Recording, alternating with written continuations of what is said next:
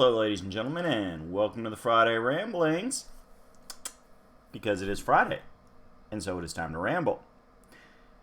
We're going to go ahead and do something a little fun today, because we're going to do a little bit of a follow-up to a video from last year. Last year I did a video breaking down the various comic book runs of the Teenage Mutant Ninja Turtles franchise, which of course started as a comic. The famous Mirage Studios Volume 1, which has been reprinted many times over the years.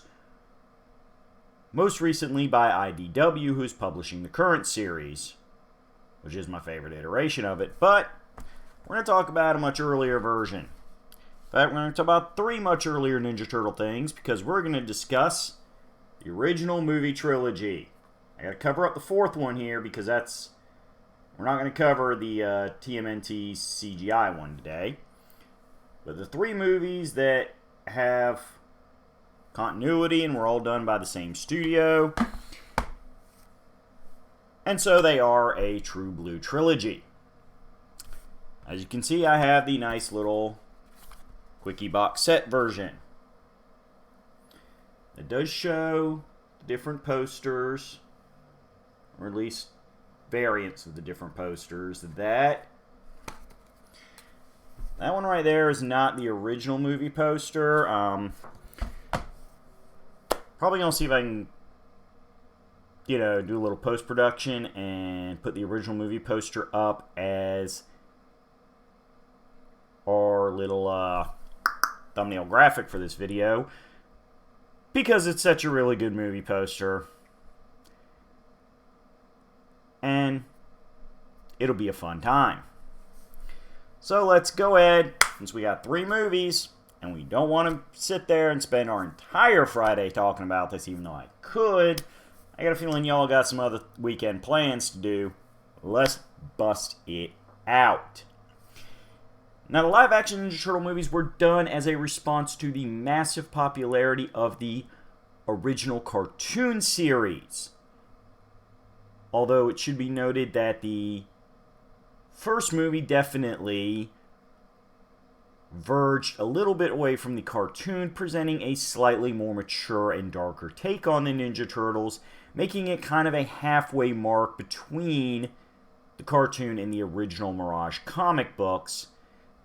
The second movie leaned a little closer. Instead of like a 50-50 split, it was more like 70 cartoon with just like a little bit of that dark, mature touch to it. And the third movie, which is not a great movie, we'll touch on that in a few minutes, went pretty much into full-blown cartoon territory. The only really like serious type stuff you could claim it has would be the brief implications, or not implications, but briefly touched on subplots that, while they are still teenagers, they're not going to be teenagers for much longer, and they're going through a bit of psychological growing pains, wondering, are they just going to keep doing this kind of ninja nonsense forever? Well, as I said, we'll touch more on that in a few minutes. But we got to build up to that third movie by talking about the first 2 movies. Now, all 3 movies were done by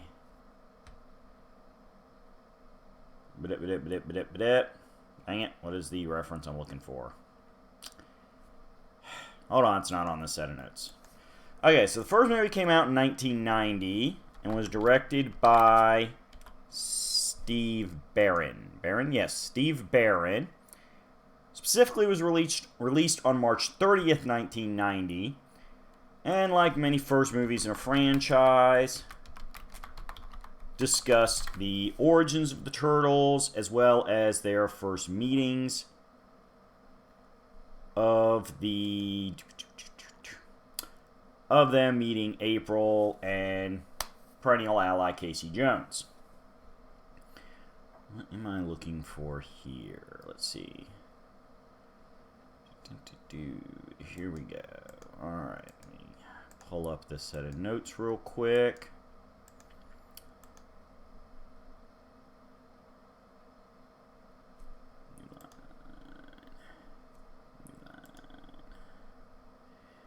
Yes, okay, I was 90% sure of that, but I wanted to go ahead and just verify it here so I don't go be accused of telling y'all some tales. All three movies were distributed by New Line Cinema, which definitely helps rationalize some of that mature, darker take on the first movie, as at that point, New Line's biggest money-making thing was horror movies, specifically Freddy Krueger. However, it's nowhere near as dark as that. We're going to touch on this in a minute. Basic idea is that there is some language in the movie. The violence, while still done in a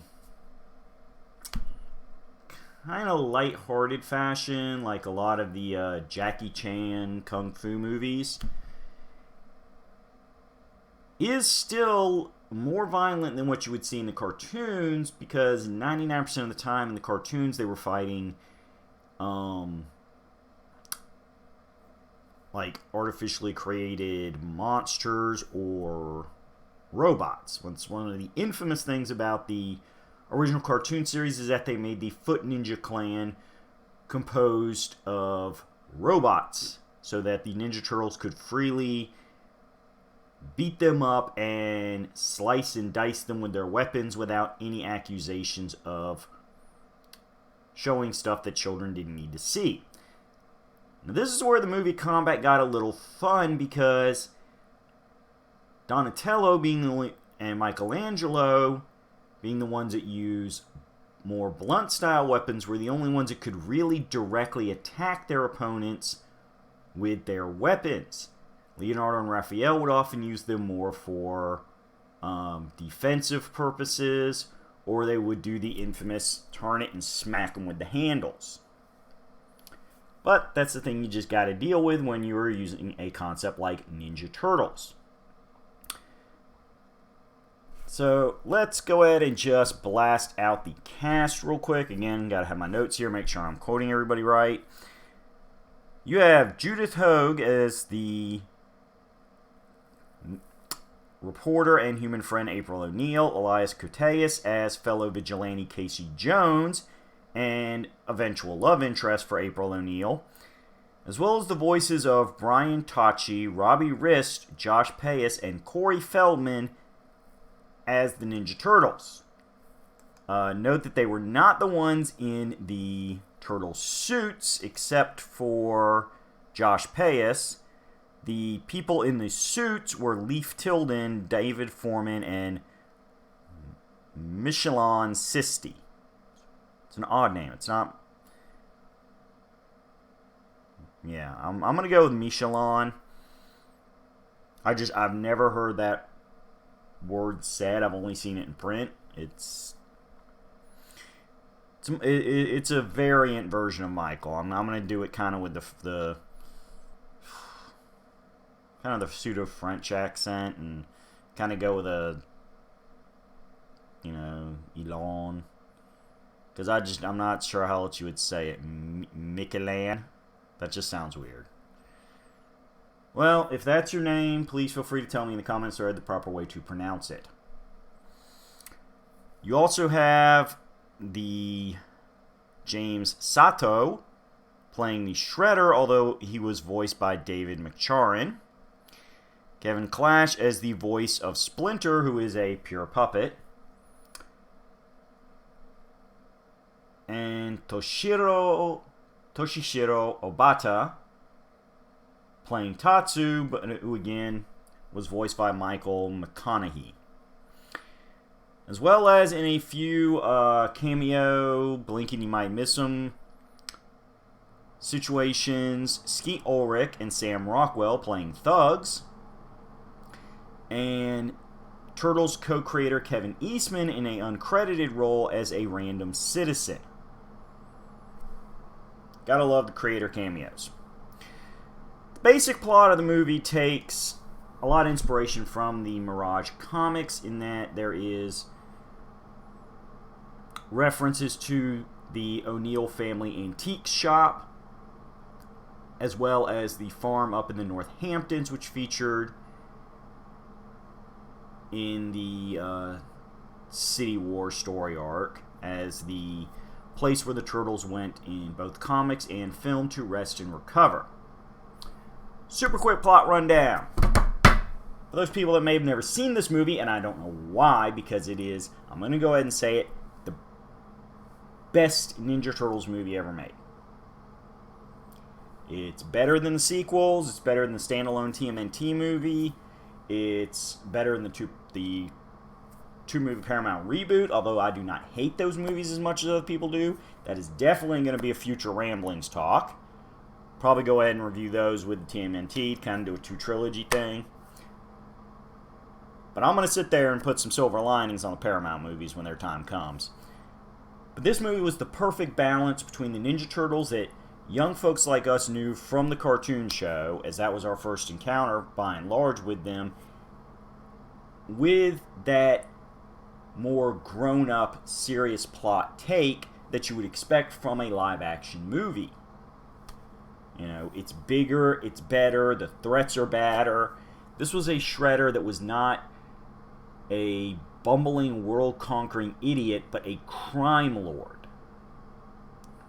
who was more than capable of physically decimating anybody he got in a one-on-one fight with. This, of course, pretty much sums up the plot of the movie, in that Shredder is working behind the scenes, somebody who a few people in the city speak of as a boogeyman type figure that most of the city, including the police, don't believe in, utilizing the various New York City troubled youths to create an American branch of the Foot Clan that perpetrates a massive crime wave across town. Now, it's not 100% known exactly what Shredder's long-term plan was, if he was going to simply satisfy himself with stealing and assumedly fencing a lot of those goods later on to just have himself a nice little crime lord nest egg. Although it is seen in the movie that he takes those troubled youths with potential as fighters and trains them in the way of the ninja. So who knows, maybe if he had been left alone long enough and gotten enough of them trained up to highly competent ninja level, he'd have done something a lot more directly conquering the city, if not, larger chunks of America. It's never 100% said. It's enough that he is stealing pretty much everything that isn't nailed down. Especially anything that teenagers and other youngins would find fun, because that is the way he buys their loyalty. We see their headquarters, and a large portion of it is converted into a indoor super playground. It's got a skate park, basketball area, arcade games everywhere. The really delinquent style ones that want to smoke and drink are encouraged to. It's just... It is a modern, very immoral take on Never Never Land, with Shredder being the most badass version of Peter Pan you're ever going to see. But in and around all that, though, we have the Ninja Turtles who come across the Foot Clan when they go to threaten April O'Neil, who's obsessed with breaking the story and finding the real power behind this they may or may not exist Foot Clan, who not only quickly becomes a friend of theirs, but helps them put together the information they need to realize not only does Shredder exist, but he has a past with their mentor Splinter. Eventually, the Turtles get ambushed by a very large amount of foot ninjas, and they are forced to leave the city going to April's farm upstate to heal and rest, mostly because their sewer headquarters had been found out and Splinter himself had been kidnapped while they were out and about in town. Now, April and Turtles are, of course, joined by the aforementioned Casey Jones, who, having previously brawled with Raphael in Central Park, gains respect for the Turtles' fighting ability, and when he sees him being ambushed and taken out just before the rest of the Turtles are attacked, he decides he knows which side is the side he wants to be on.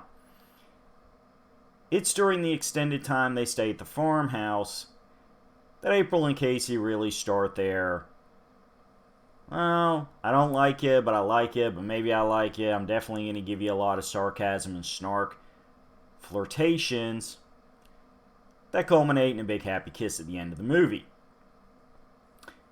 Now, for those of you who do like your multiple continuities and understandings of why there was such a romantic subplot, April and Casey were a thing in the Mirage books.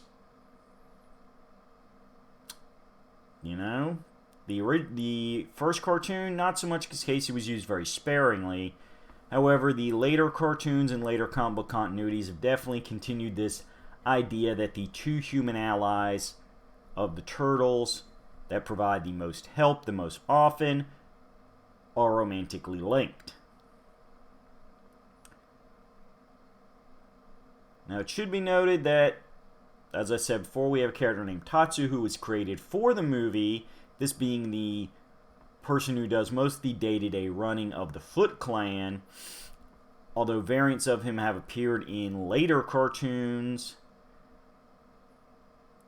This was the character's debut, kind of a stand-in for Shredder's chief lackeys from the cartoons like Baxter Stockman and Bebop and Rocksteady. Baxter Stockman himself would not appear in any of the films in the original trilogy, which is sad. But he would show up in the second movie of the reboot series and figured regularly into most cartoon versions and comic book continuity, so good job, Baxter.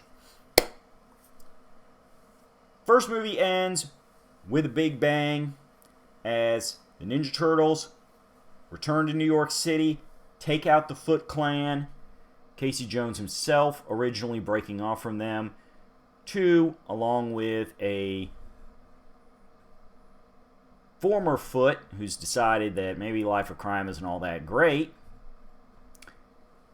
helps rescue Splinter and takes out Tatsu so that Casey and Splinter can rejoin the Turtles just in time for their duel with Shredder, who beats the Turtles repeatedly and is ready to kill them when Splinter shows up, confirms to Shredder their shared history, and Shredder ultimately, in a bit of arrogance and rage, charges at Splinter, who promptly uses some basic counter and throw techniques to launch Shredder off the side of the roof.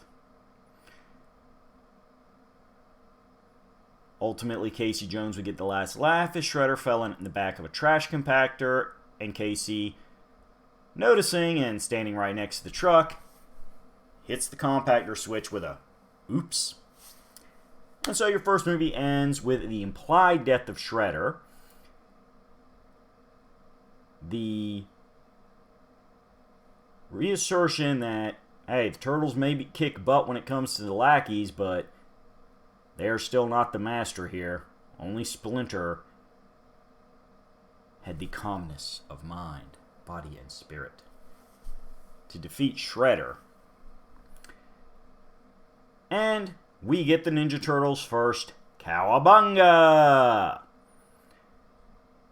All in all, it is an excellent movie. There's a lot of humor that bounces between kind of childish and a little bit more mature. Something that pretty much any age can find some joy in, if not the entire movie. there's going to be at least one scene that you're going to be like, you know what, that was really well done. So, naturally, it was something that was well received, made good money, and showed that, hey, the live-action turtle concept works. We did get a sequel 1 year later in 1991, Ninja Turtles 2: The Secret of the Ooze. Now, as I said before, the movie does veer a little more on the humor and maturity level towards the cartoon series. There's still some serious subplots being discussed here. Implied threats of death. Well, threats of implied death, I guess would be how you would structure that phrase. Shredder saying, I'm going to kill you without actually saying the word kill or murder or death. You know, various idioms and metaphors. Because, yes, Shredder's death was being implied, and falling back to that first rule of comics that if you don't bury the body in the ground, let's not assume it's dead. Shredder did return from the dumpster just in time to reassert control of the remnants of the Foot Clan from Tatsu,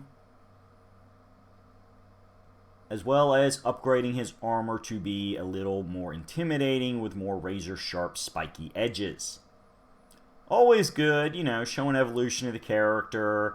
He's now taking this a lot more personal, and his focus is much more directly based on proving his superiority over Splinter and the Turtles, whereas in the first movie they were an impediment to his grander plans. Now all his plans are based around getting rid of them, because he realizes he's not going to be able to get any of his other life goals done until they are gone. Plus you have the whole shtick of the generally evil-aligned warrior wanting revenge for his humiliation and defeat. Now, this time the movie was directed by Michael Pressman, and we had a little bit of a cast change. April O'Neil is now played by Paige Turco. Leonardo and Raphael are now played by Mark Casso and Tommy Stewart, with Brian Tochi and Laurie Faso as the voices. Donatello is still physically played by Leif Tilden, now voiced by Adam Carl. Our Michelin Sisti is still the body of Michelangelo, with Robbie Rist as the voice. So we got a little bit of returning. The physical body of Shredder is now played by Francois Chow.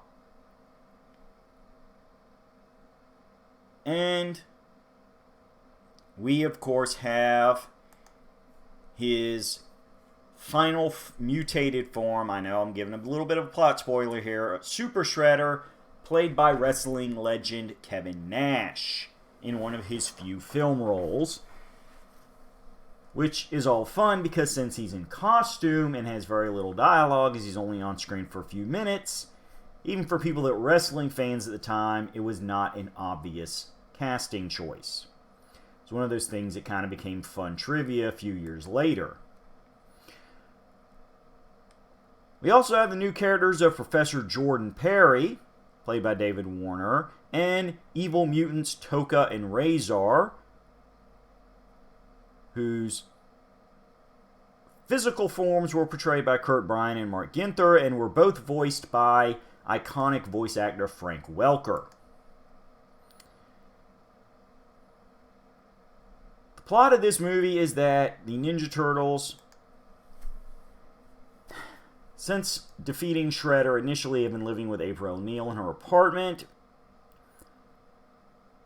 but eventually decide that it is time to move on. They find a new place to live in the sewers, this time upgrading from a simple little, like, you know,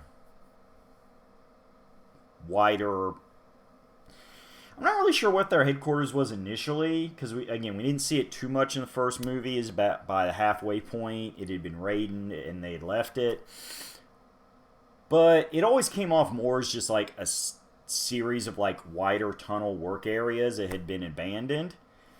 But in the second movie, they are bigger and better layer is introduced where it is now very clearly an abandoned subway station, including a chunk of train that helped serve as extra bedrooms and work area for Donatello. However, while they're doing this, the past comes back in a huge way as the company TCRI, who originally created the Ooze, is in the process of doing what they claim to the public, including reporter April O'Neil, is a general purpose environmental cleanup project, but in reality is them trying to clean up all traces of the Ooze, as the puddle that the Turtles and Splinter got doused in that mutated them were not the only time that the Ooze had leaked out into the environment. This is where Professor Jordan Perry comes in. Unfortunately, there are remnants of the Foot, as I said before, who realize that some of this mutagen still exists, and the potential bioweapon it could be, and could be used to create other bioweapons, aka mutants. And thus, with Shredder's prompting, they kidnap Professor Jordan Perry, who was in the process of destroying the remaining Ooze, there only being one sample left. Turtles, realizing that this is the man that has the secrets behind the last bit of their origin, specifically what was the Ooze, why has it not been something much more widespread around the scientific community, and why was it in the sewers to begin with? These answers create a bit of an identity conflict, especially among Donatello, whose classic quotes when he realizes that the Ooze itself was basically a side effect chemical of other experiments they were running, and that it being in the sewers was a complete accident during a transport thing, and that there was never any serious attempt by any of the scientists to try mutating living things with it. It was essentially toxic waste. Donatello feels that this is proof that there is not much point in him being proud of what he is, because what he is was an accident. An accident created by the biochemical equivalent of trash. However, very quickly, Splinter, being the wise old master he is, assures Donatello that it is not where you come from, but what you make of yourself that matters. And upon realizing that Shredder has the last of the Ooze and he's using it to create his own mutants, the Snapping Turtle and Wolf, known as Tokka and Razor, and that he wants personal vengeance against the Turtles and Splinter, everything goes into cool combat mode. Now, it should be noted that the reason I have not mentioned Casey Jones at this point is he does not appear in the movie. The movie does not 100% address why, but he's not there. Instead, the second role of the second human, and the one more likely to help the Turtles in combat, is filled in by Teenage Pizza Delivery Boy Keno, played by Ernie Reyes Jr., who, along with his father, Ernie Reyes Sr., have both had long careers of working in Hollywood, especially when it comes to martial arts action flicks. No doubt I will discuss the legacy of the two Reyes in another video, another time, so look forward to that. Ernie Reyes works along with Raphael to try to infiltrate the Foot Clan, however Shredder outsmarts them, kidnaps Raphael, and in the process of rescuing him, the Turtles also rescued Professor Perry, and have their first confrontation with Tokka and Razor, who prove to be stronger than the Turtles, and thus very much capable of kicking in their shells. Turtles barely escape, and with Professor Perry, work on a anti-mutagen formula so that they can undo the mutation on Toka and Razor, turning them into harmless animals. This comes at a construction site, which unfortunately is next door to a nightclub. So, during this final combat sequence, Toka and Razor also end up threatening a few civilians. The fun part about this is, it leads to the cameo of real-life rapper Vanilla Ice, who, in the context of the movie, was performing at the club, and upon seeing the Teenage Mutant Ninja Turtles, who were still unknown to the majority of New York City at large at this point, breaks into an improv rap, which is famous among the second movie, to the point that there's probably people who have heard the rap song that have not seen the original movie itself. The ninja rap, ninja rap. Again, not going to sing too much of it. Don't want to get any kind of like, copyright flag stuff. YouTube's kind of very sensitive about how much singing of songs you don't know goes on. But, hey, if you like some kind of little bit of goofiness to your music, something you can kind of have fun jamming to, go look up Vanilla Ice's Ninja Rap on YouTube. Once again, yes, I'm fully admitting who sings or performs the song, because it is not my song. I do not own it. Please do not get mad at me, YouTube. But when it is all said and done, Toka and Razor are exposed to the anti-mutagen. They are returned to their original forms. Shredder takes the final, last, teeny little vial sample, initially uses it as a weapon to threaten a random hostage from the club, although he is blasted out of the clubs via electric guitar and speaker cranked up to 11. When the Turtles run out to the dock outside of the club, this is when they're confronted by Super Shredder. This is a Shredder who has drank the mutagen, and instead of turning him into a animal humanoid figure, basically makes him triple in size. Hence why you need a nice big wrestler like Kevin Nash to physically play Super Shredder. Fortunately, his pure rage was also greatly enhanced, and in a moment of foolishness, he drops the entire dock, including the buildings on top of it, on his head, once again implying the death of Shredder. In this continuity, we're going to go ahead and say he's dead because he does not show up in the third movie. So, this is your demise of Shredder.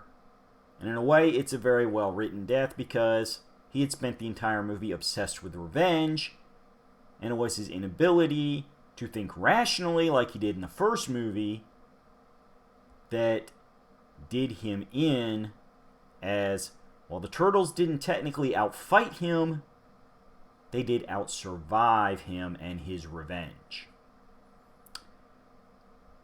Now, while I will say Turtles 2 is not as good a movie as Ninja Turtles 1, it is, I will say, a movie worth watching if you enjoy the first movie.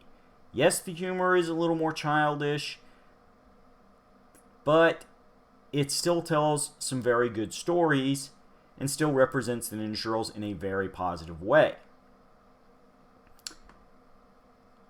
This, of course, will lead us to our final movie, and the reason why we didn't get another Ninja Turtles theatrical movie for quite a long time. Give me just a second, and I will actually do the math on this one. Teenage Mutant Ninja Turtles 3 came out in 1993. And there was not another theatrical film until 2007. So 14 years. Now, while this one was distributed by New Line Cinemas, it was produced by... Where did I just see that? Clearwater Holdings Limited, and Golden Harvest.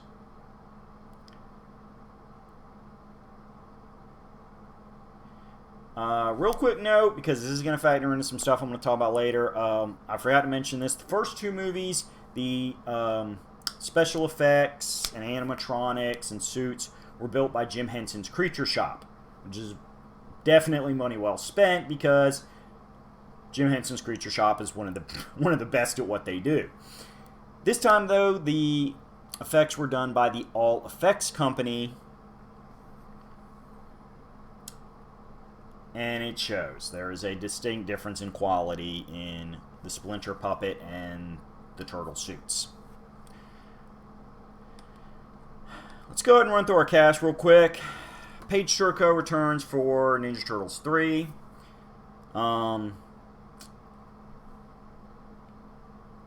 Casey Jones comes back as Elias Koteas, also playing the character Wit.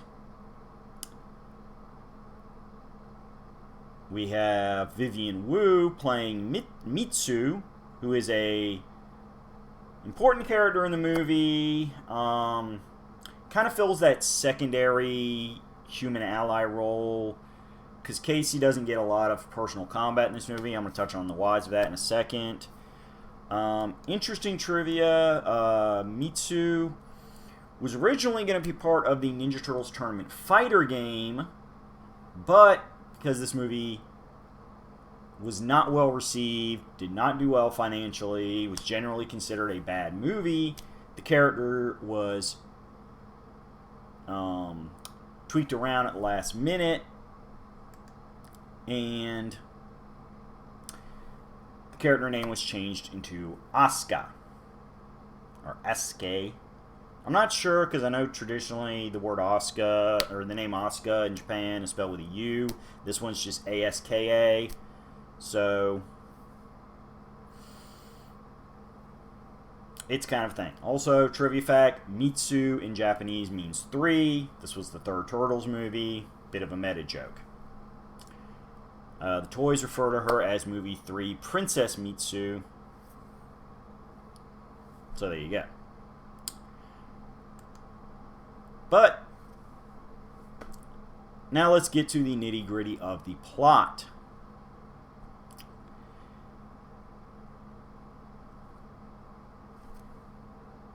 Even though the Turtles' existence was outed by the fight in the nightclub in the second movie, they have by and large stayed out of the public spotlight, the implication being that not everybody believed that these creatures showing up at a nightclub were not just some kind of publicity stunt. The fact that nobody could find them right afterwards certainly didn't help that credence. Unfortunately, while they have still tried to help fight petty crime in New York with the complete destruction of the Foot Clan from the previous movie, the Turtles are feeling a certain lack of appreciation for their existence as citizens of New York, Raphael especially. April is getting ready to go out of town on a trip, buys the Turtles some gifts to cheer them up and keep them busy while she's gone. Splinter was given an ancient Japanese scepter that she found in an antique shop. Turns out, though, that this scepter is a magical, mystical item and has the ability to allow people to time travel, specifically by switching places with somebody in the past if people are holding the scepter at the same time. April finds this out the hard way when she is transported back into the past, and she is switched for a gentleman named Kenshin, which amuses me as a longtime fan of the manga and anime series Rurouni Kenshin, but it's not exactly the most uncommon name in the world in that part of the world, so we're just going to move on from there. Turtles realize that they have to go find April and return Kenshin to his time so he can finish his business, which includes trying to bring peace to his slice of Japan. April herself, having shown up in the palace, is kidnapped and imprisoned by Lord Norinaga. So, in order to keep an eye on Kenshin, they call over Casey Jones to watch the lair and their time-displaced new friend. When they head back in time, they are replaced by 4 honor guards, which means Casey now has 5 displaced folks to keep an eye on. Turtles arrive in ancient Japan. Crazy combat happens.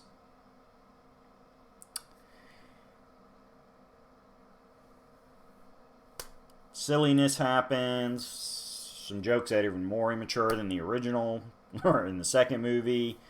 While in prison, April meets up with a character named Wit, who looks a lot like Casey Jones, and she speculates that he may be Casey Jones' ancestor.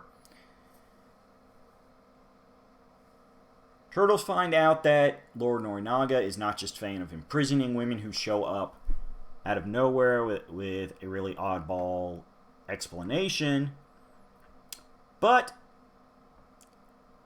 is a general all-around jerk, and the local village, led by Mitsu, is attempting a rebellion.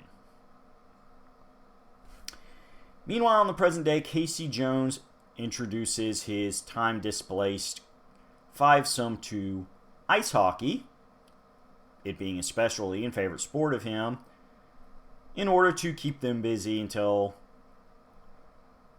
it is time for the Turtles to return. Lord Norinaga also has the aid of a European weapons dealer named Walker.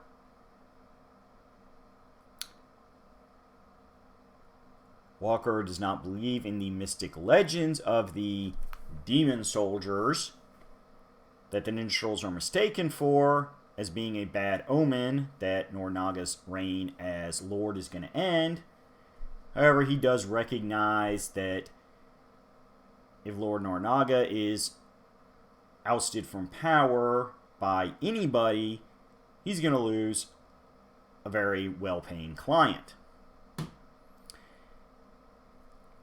Various things happen. Michelangelo finds himself crushing on Mitsu. The past scepter is originally believed lost. Eventually taken from the Turtles by Norinaga's troops.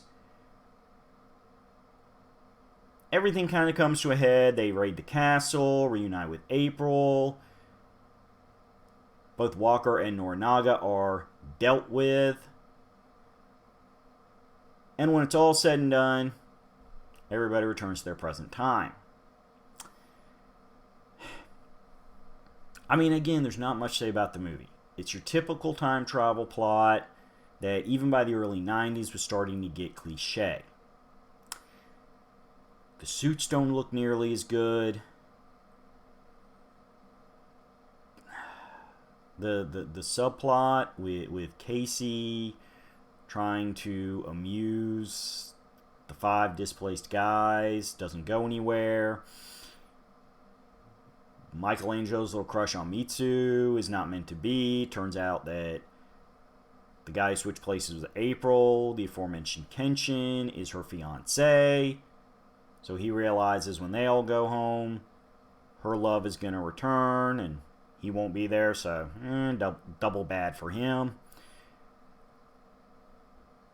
You know. Which is kind of good for us as the audience, because I really don't need to see any kind of suited puppet suit turtle thing trying to kiss and make out with a human. Like, that's just not my thing. Doubly bad when it's a poorly built suited puppet turtle thing. Just no. No, we're just going to nope on out of here. We're just going to push that image aside. Just push it aside. Right off there off camera. It's not ever going to be looked at. Now, it's not that the movie is itself unwatchable. I have seen worse movies. I would rather watch this movie over the Ang Lee Hulk. For hardcore Ninja Turtle fans, yeah, go see the movie. It's not going to break your fandom, but it's definitely a step down from the second movie, and probably 2 or 3 steps down from the first movie. I mean, as I said, they quit making theatrical turtle movies for 14 years. And the next movie was a CGI movie that didn't have any direct proven continuity to the previous series timeline and wasn't even done by the same people. You know, this movie ended a timeline. Heck, as I said before, I mean, it was so poorly received that Mitsu, who was actually one of the better portrayed characters in the movie, she did a great job kind of balancing that role of, you know, hesitant rebellion leader and will she, won't she love interest for Michelangelo. I mean, I give full credit. Let me check that cast again. Yes, Vivian Wu. Okay. She did a great job with the material she was given. But when the movie in general is just so poorly received that they don't even want to use her in a video game that's not even directly connected to the movie. They want to remove all references to the movie from a video game that really, I don't think, it's not like anybody would have refused to buy the game if Mitsu had been left in there. But that's how badly the rest of the franchise wanted to wash its hands of the movie. It doesn't work.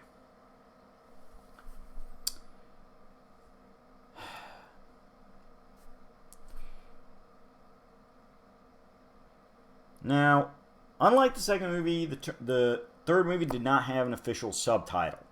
There was a working subtitle for this movie of A Feudal Fable, and because there was a Turtles arcade game that came out within at roughly the same time period called Turtles in Time, a lot of fans have kind of unofficially referred to this movie also as Turtles in Time, but that was never used by any official source.